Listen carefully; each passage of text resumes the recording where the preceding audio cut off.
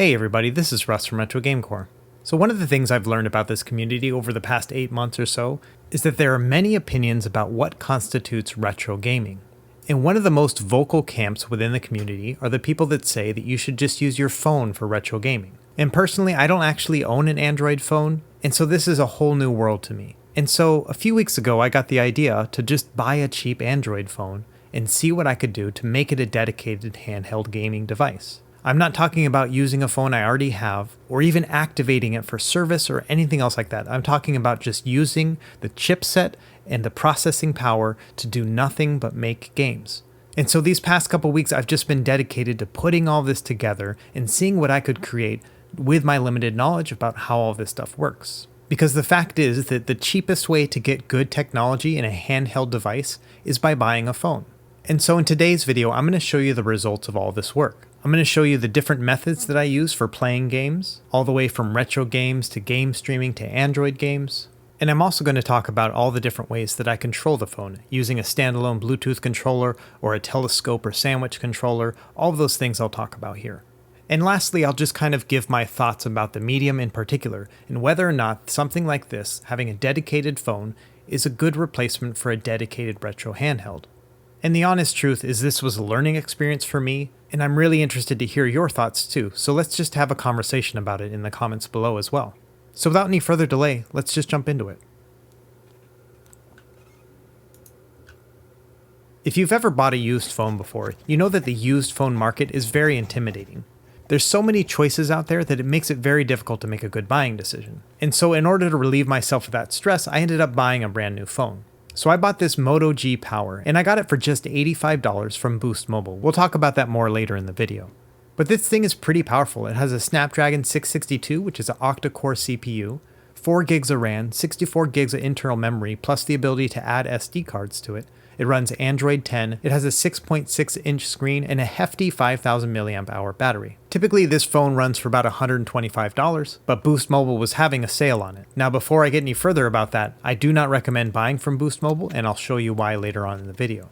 Regardless of all of that, it was a really weird feeling to open up a brand new phone knowing full well that I was not planning on activating it, and that I wasn't going to use it like a phone at all. Personally, I typically only buy a new phone like every 5 years, so it was just kind of a weird experience. Now I could spend a whole video talking about all the things I did, setting up the phone and whatnot, learning how to use Android, all that stuff. But at the end of the day, I'm just going to show you a picture of my cat, and just say that what I did is I installed a bunch of emulators that I found on the Google Play Store, and then I spent a ton of time organizing everything, and I used an app called ATV Launcher as my front end, and that's really about it. It just took a couple days to do it, and I didn't want to videotape the entire process. So here's what it looks like in the end of the day. The top row I have all of my emulators, below that I have a bunch of streaming services, and then I have some choice Android games that I tried out with the phone itself. When it comes to controlling the phone, I defaulted to my 8BitDo SN30 Pro. This thing costs about $45, and I love it because you can use it on basically everything. But I also wanted a single experience, so I bought this Razer Kishi, and it was about $70. Now this thing expands, and then you wrap your controller around the phone itself. But this was not an ideal setup for me, and I plan on doing an in-depth review of this controller on its own, but I'll just say this thing is massive.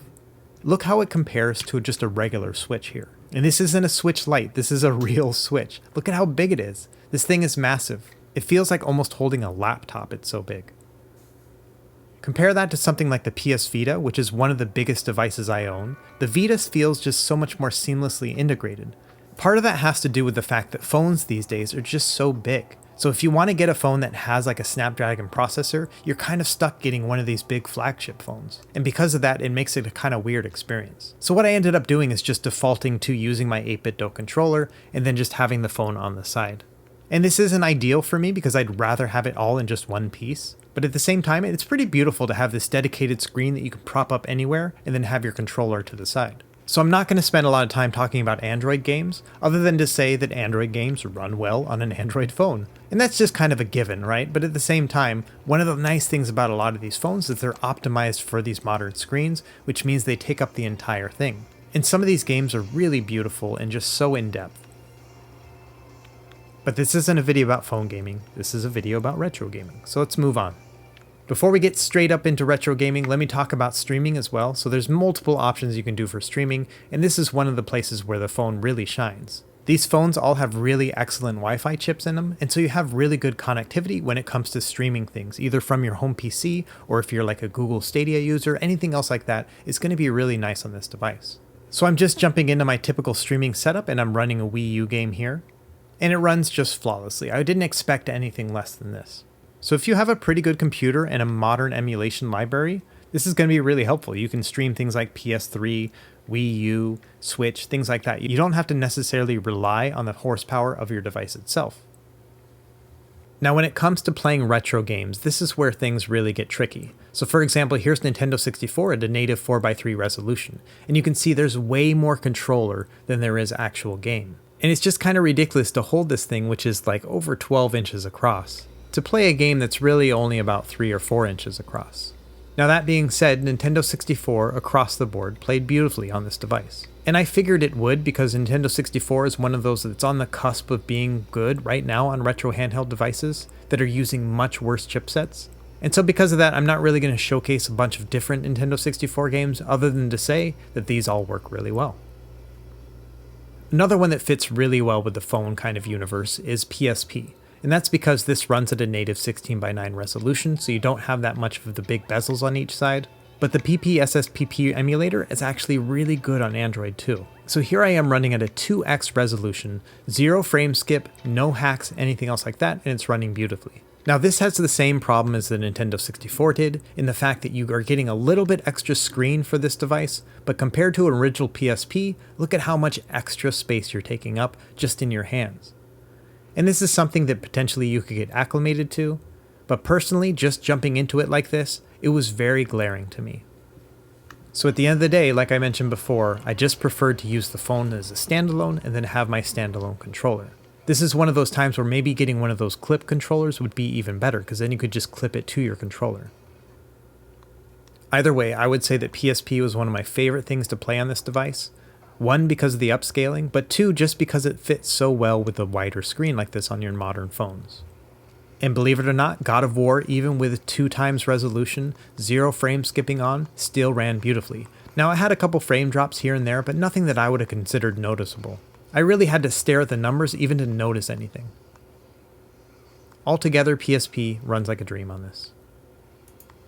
And speaking of dreams, the ReDream emulator works on this device too. Now this is one of the flagship Dreamcast emulators, and other than using it on a Raspberry Pi, I haven't had the opportunity to really play it on a nice machine like this before.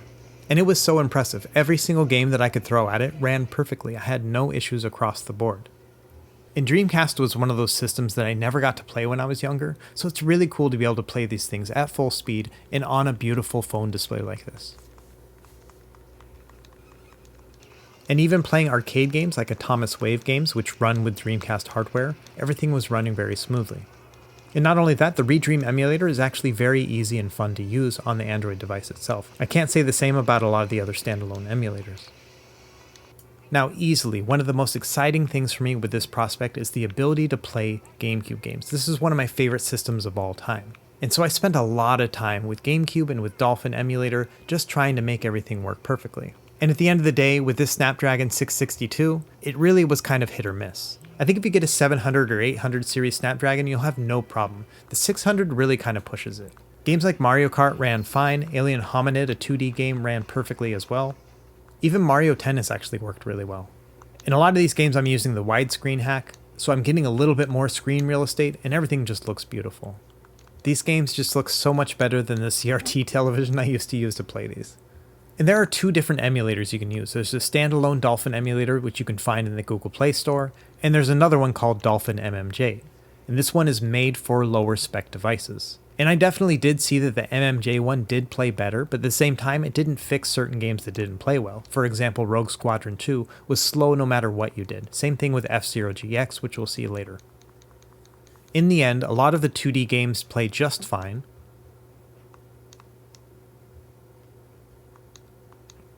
while some of the 3D games and sports games still have a lot of issues. Legend of Zelda Wind Waker plays just fine on this device. but Twilight Princess has more issues. Sometimes it's super smooth and other times it slows down a bunch. So I think if you really wanted to play this game and you didn't mind having random slowdown here and there, you're going to have a good time. Unfortunately, two of my favorite games on the Gamecube, which is Metroid Prime as well as F-Zero GX, they just don't play very well on this emulator. But this would be a good opportunity to showcase the streaming option. So for example, you could run these on your computer and then stream them to your device, and no one's the wiser at that point. Now my only other gaming experience with the Android comes from the Retroid Pocket 2. And on that device, you have to find this delicate balance between the standalone emulators and RetroArch cores and settings and all this other stuff. You don't have to deal with any of that stuff with a phone like this. Basically, everything up through Dreamcast played just fine on RetroArch, and I didn't have to worry about using standalone emulators. One concern I had with using Bluetooth with the phone is latency. And so I always like to do what I call the tail test on Super Mario 3. And as you can see, I had no problem knocking out those Goombas with my tail. So that's a good sign. I do definitely pick up on a little bit of latency, and I'm not very sensitive to it in the first place, but in general it was nothing that I found to be too distracting. And like I mentioned before, everything up through Dreamcast plays really well on RetroArch. It doesn't stay at a constant 60 frames, but even those slight dips are really just not that noticeable. It's very smooth gameplay. If I didn't see those numbers on the top right, I would have no idea that there were any frame drops. And one more cool surprise out of this whole endeavor, it was the first time I was able to play Sega Saturn at a playable speed. This was also a console I never got to play when it was around. So it's pretty cool to be able to go back in history and go through this back catalog and play some of these games at a speed which is very close to native. And doing all this on an $85 phone is a pretty cool experience considering that most of the emulation handheld devices that are decent cost about that amount. Okay, so let me give you a little bit of warning when it comes to buying from a carrier new. Now, I bought this phone from Boost Mobile knowing full well that I didn't plan on activating it or using any sort of cell service. What I learned is that they try to get you to accept the terms and conditions of their phone, and if you do that, then it'll lock out your local Wi-Fi network. So you can't even use this as a Wi-Fi phone if you accept the terms. So what happens instead is every 10 or 20 minutes, they try to get you to accept the terms again. So you either have to accept those terms and then not have the pop-ups anymore, or you have to deal with not having Wi-Fi. You have to sideload everything and you won't have any network features. Or you can pay $10 a month and activate it, which considering I don't plan on using this for any cell service, it's really disappointing. So probably at the end of the day, I'm going to end up returning this phone anyway. But that's unfortunate because this was an $85 device that I probably would have kept. And that really varies by carrier. I've heard that Verizon doesn't do this, but it's just something to think about before you purchase one new. Okay, let's start summarizing everything here. Let's start with what I like. So first and foremost, what I like about using these phones is that they are very powerful for the price. You can do emulation without fuss, which means you don't have to mess around with settings or anything else like that. They just play, and that's pretty awesome. And because these phones have such great pixel density, you can have integer scaling without having to worry about extra borders or anything else like that. Everything just works really well and looks nice and crisp. And this device in particular has a long battery life. It lasts all day. I could probably play for 8 or 9 hours on this device. And it's very cool to have this seamless connectivity. After having so many devices that don't have Wi-Fi or Bluetooth or anything else like that, it's really cool to finally have it. I really like the fact that Android is a mature operating system. These emulators have been around for years and they keep getting updated and tweaked, and they work really well on modern phones. The ability to use a touchscreen on any of these emulators feels very natural, and it's kind of nice to be able to seamlessly go between touchscreen and using your controller as you're playing. I also like the concept of bringing your own controller, because then you can pick the one that's right for you, the right D-pad or whatever it happens to be, and you can have your own experience. And on top of that, if you really wanted to, this thing can do phone stuff if you want it as well. You don't have to necessarily buy a dedicated phone in order to do these phone things. You could just use the phone you have, really. Okay, so let's talk about what I don't like. Number one, and it sounds silly, but phones are too big nowadays.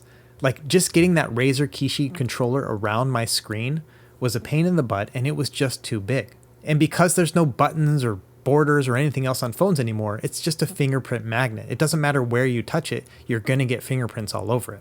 And because there are no buttons, you have to end up swiping for everything. And it just turns into this like endless loop of swiping all the time. And yeah, that's totally a first world problem, but it would be very nice to just have a dedicated back or home button like they used to have. So your best solution might be to buy a flagship phone from several years ago, which still had a back button and a home button, and probably also has a smaller form factor. That's going to be your ideal phone. And while it's very minor in modern phones, there is still some controller latency. And you can do some things in certain emulators to kind of get rid of some of that latency, but it's definitely still noticeably more than with a dedicated handheld device. And finally, a few more things I didn't like about this device. One is just having to deal with like that used market of Android phones. It's honestly a little bit sketchy and it's just hard to know what you're buying. On top of that, if you want to buy new, you have to deal with a carrier and some of those hidden terms and conditions, things that you wouldn't even think about when you're first buying the phone. And these last two bullets go hand in hand. It never really felt like I was having a seamless integration of the user experience while I was playing on a phone. You know, you either have a screen that's independent of your controller and then it's very apparent that you're obviously playing on a phone, or you have to use a telescope controller which really widens it well beyond what you would expect to play on. When it gets larger than a Switch, I think that's a little bit ridiculous. And finally, it never really stops feeling like you're playing on a phone. I was really hoping that I could just focus on having this as a dedicated handheld device and I wouldn't even think of it like a phone, but all those notifications and pop-ups and swipes and all those other things you end up doing on a phone really do take away from that experience. So all things considered, do I think it's worth it to buy a cheap phone to use as a dedicated retro handheld device? Honestly, there were some moments where I felt really great about everything, but there were other moments where I just couldn't wait to get my hands on a dedicated handheld device. There's something about that seamless integration of controller and screen that happens with a handheld device like the RG351P. And maybe it's a bit of nostalgia back from the old Game Boy games, but nothing can really beat the feel and the form factor of having a device that you know is made for games and that's all you're going to do on it. So you're probably asking, was this experience worth it? Was it worth paying $85 to figure out that you would rather just play the device you already have? Yeah, I'd say it's totally worth it. Because what I realized out of this whole endeavor is it just made me really excited for the future updates for some of these retro handheld devices. I can't wait for one of these to actually be able to play Gamecube games. And when it does, I know it's going to be a better experience than what I was playing on a phone. Now, if you're still dead set on upgrading from one of those cheaper devices, I would say consider a PS Vita, especially if you enjoy Sony games. So if you like Vita games, PS1 games, PSP, this is going to be a great device for you. And the 5-inch screen on this, especially on the OLED model, is just beautiful. And it's just so much smaller and more integrated than using a phone. I think the Vita is a good middle point between having an expensive phone or having one of these cheaper devices. Alright everyone, that's it for this video. Let me know if you have any questions in the comments below. I'd love to have a conversation about what you think about this whole concept of using a phone as a dedicated retro handheld device. And this definitely won't be my last video when it comes to phones, because I want to do one about iPhones, as well as some other controller options that I've been experimenting with. So let me know down in the comments if there are specific things you'd like me to cover in a future video. Be sure to like and subscribe if you found this helpful, and we will see you next time. Happy gaming!